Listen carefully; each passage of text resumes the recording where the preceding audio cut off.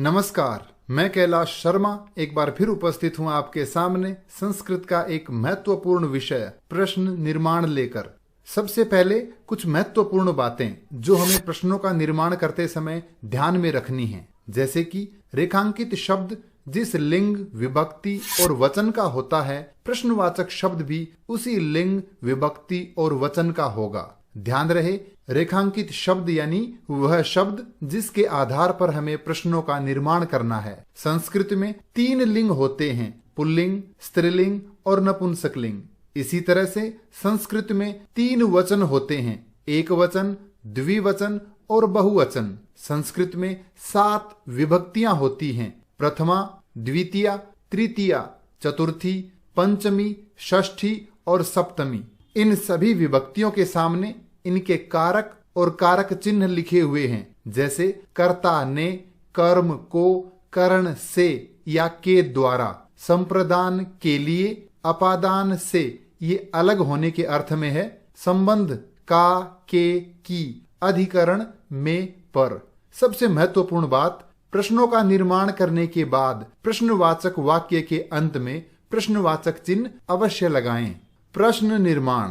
अब एक उदाहरण के माध्यम से प्रश्नों के निर्माण की प्रक्रिया को समझते हैं। सह प्रतिदिनम 3 फलानि खादति। वह प्रतिदिन 3 फल खाता है। इस वाक्य में सह यह एक सर्वनाम शब्द है, प्रतिदिनम यह क्रिया विशेषण है, 3 यह शब्द विशेषण है, फलानि ये विशेष्य है जो कि एक संज्ञा शब्द है, और खादति यह एक क्रिया शब्द है। तो सबसे पहले संज्ञा और सर्वनाम शब्दों के लिए प्रश्नों का निर्माण करने के लिए हमें किम शब्द के रूप याद करने होंगे, अर्थात किम शब्द रूप की सहायता से हम सभी प्रकार के संज्ञा और सर्वनाम शब्दों के लिए प्रश्नों का निर्माण आसानी से कर पाएंगे। इसी तरह से क्रिया विशेषण शब्दों के लिए प्रश्नों का निर्माण करने के लिए जिन शब्दों का प्रयोग करना है वे हैं कदा, कथम, कुत्र, कुतः, किमर्थम, और विशेषण शब्दों के लिए कति, कीदृशः, कीदृशी,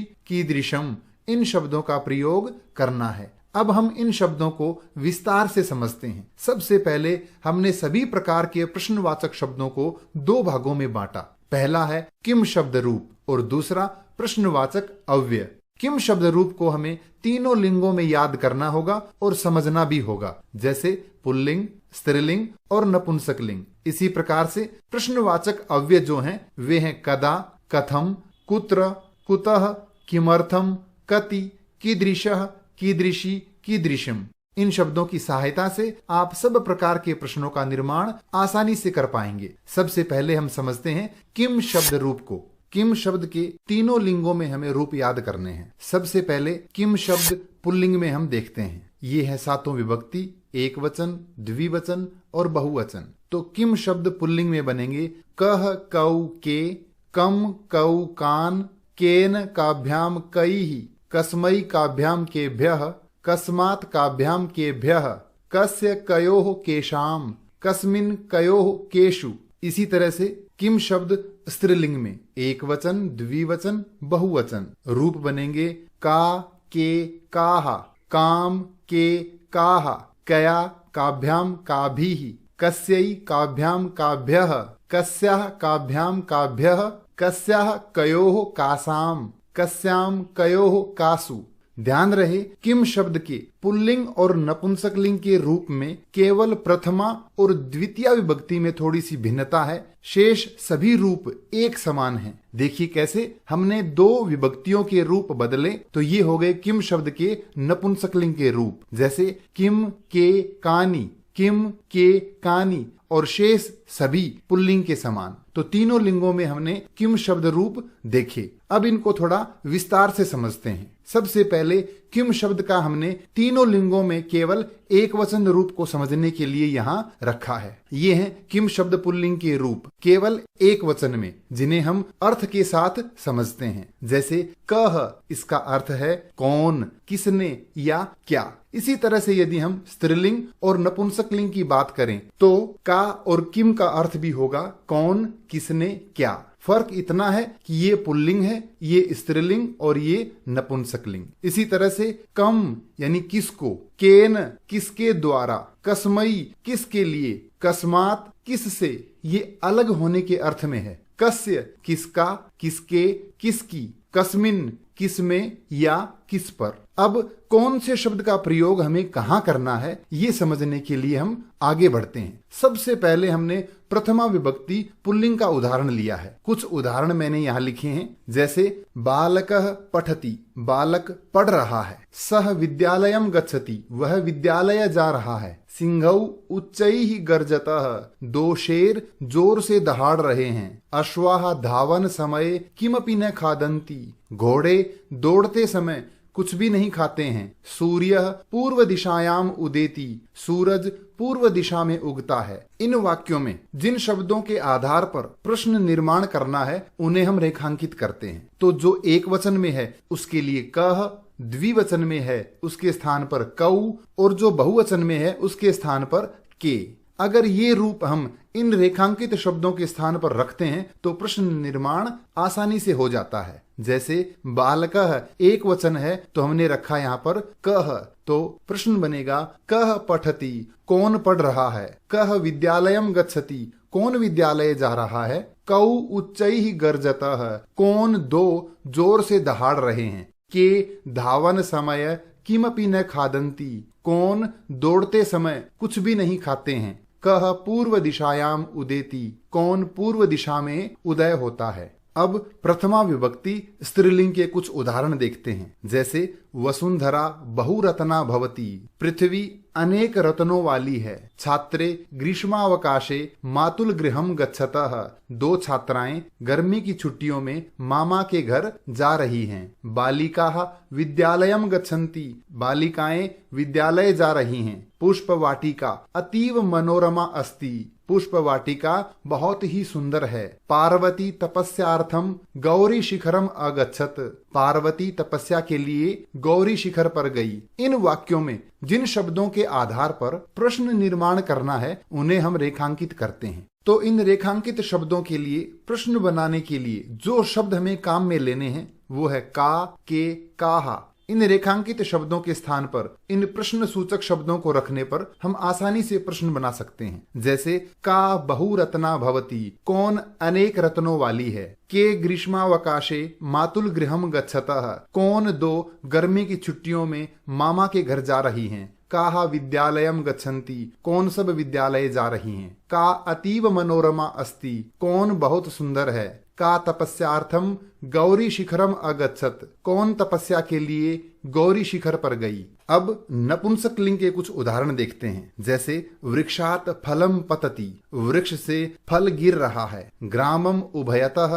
वने स्तः, गांव के दोनों ओर वन हैं। तृषार्तः गजः जलम पातुम जलाशयम गच्छति, प्यासा हाथी पानी पीने के लिए तालाब की ओर जा रहा है। बालकाः धेनुम कदली फलानि भोजयन्ति, बालक गाय को केले खिला रहे हैं। भोजपत्रोपरि लेखनम आरब्धम, भोजपत्र पर लेखन आरंभ हुआ। इन वाक्यों में जिन शब्दों के आधार पर हमें प्रश्न बनाना है उनको हमने रेखांकित कर दिया है। इन रेखांकित शब्दों के स्थान पर किम शब्द के नपुंसकलिंग रूप हमें काम में लेने हैं। वो है किम, के, कानी, यानी एक वचन, द्विवचन और बहुवचन। इनके स्थान पर किम शब्द के ये रूप रखते ही आसानी से प्रश्नों का निर्माण हो जाएगा। जैसे वृक्षात किम पतति, वृक्ष से क्या गिर रहा है। ग्रामम उभयतः के स्तः, गांव के दोनों ओर कौन है, क्या है। तृषार्तः गजः किम पातुम जलाशयम गच्छति, प्यासा हाथी क्या पीने के लिए तालाब की ओर जा रहा है। बालकाः धेनुम कानि भोजयन्ति, बालक गाय को क्या खिला रहे हैं। भोजपत्रोपरि किम आरब्धम, भोजपत्र पर क्या आरंभ हुआ। अब हम द्वितीय विभक्ति से आगे के जो उदाहरण हैं वो पुल्लिंग, स्त्रीलिंग और नपुंसकलिंग तीनों को मिला करके समझते हैं। चंचलः वने व्याघ्रम दृष्टवान, चंचल ने वन में बाघ को देखा। सह वृक्षम उपगम्य अपृच्छत, उसने वृक्ष के पास जाकर पूछा। शालिनी भ्रात्रम प्रतिज्ञाम कर्तुम कथयति, शालिनी अपने भाई को प्रतिज्ञा करने के लिए कहती है। अध्यापिका बालिकाम पाठयति, अध्यापिका बालिका को पढ़ा रही है। दर्शना आश्चर्येण मालिनीम पश्यति। दर्शना आश्चर्य से मालिनी को देखती है। विद्यालयम परितः वृक्षाः सन्ति। इन वाक्यों में जिन शब्दों के आधार पर हमें प्रश्न निर्माण करना है उनको हमने रेखांकित कर दिया। तो जो पुल्लिंग रूप हैं उनके स्थान पर कम और स्त्रीलिंग रूपों के स्थान पर काम रखने पर हम आसानी से प्रश्नों का निर्माण कर पाएंगे। जैसे चंचलः वने कम दृष्टवान। चंचल ने वन में किसको देखा। इसी तरह से सह कम उपगम्य अपृच्छत। उसने किसके पास जाकर पूछा। शालिनी कम प्रतिज्ञाम कर्तुम कथयति। शालिनी किसे प्रतिज्ञा करने के लिए कहती है। अध्यापिका काम पाठयति। अध्यापिका किसको पढ़ा रही हैं। दर्शना आश्चर्येण काम पश्यति। दर्शना आश्चर्य से किसको देखती है। कम परितः वृक्षाः सन्ति। किसके चारों ओर पेड़ हैं। अब तृतीय विभक्ति के कुछ उदाहरण देखते हैं। सह बस यानेन जयपुरम गच्छति। वह बस के द्वारा जयपुर जा रहा है। काष्ठकूटः चंचुआ गजस्य नयने स्फोटयिष्यति। काष्ठकूट पक्षी चोंच से हाथी की आंखें फोड़ देगा। पार्वती विजयया साकम गौरी शिखरम अगच्छत। पार्वती विजया के साथ गौरी शिखर पर गई। माता पुत्रेण सह आपणम गच्छति। माता पुत्र के साथ बाजार जा रही हैं। सूर्य सत्येन तपति। सूर्य सत्य से तपता है। इन वाक्यों में जिन शब्दों के आधार पर प्रश्नों का निर्माण करना है उनको हमने रेखांकित कर दिया है। तो इनके स्थान पर जो शब्द हमें काम में लेने हैं वो हैं केन और कया। तो इन शब्दों में से जो पुल्लिंग है उसके स्थान पर केन और स्त्रीलिंग है उसके स्थान पर कया। इन दोनों शब्दों को रखने पर आसानी से हमने प्रश्नों का निर्माण कर लिया। जैसे सह केन जयपुरम गच्छति। वह किस से जयपुर जा रहा है। काष्ठकूटः कया गजस्य नयने स्फोटयिष्यति। काष्ठकूट नामक पक्षी किस से हाथी की दोनों आंखें फोड़ देगा। पार्वती कया साकम गौरी शिखरम अगच्छत।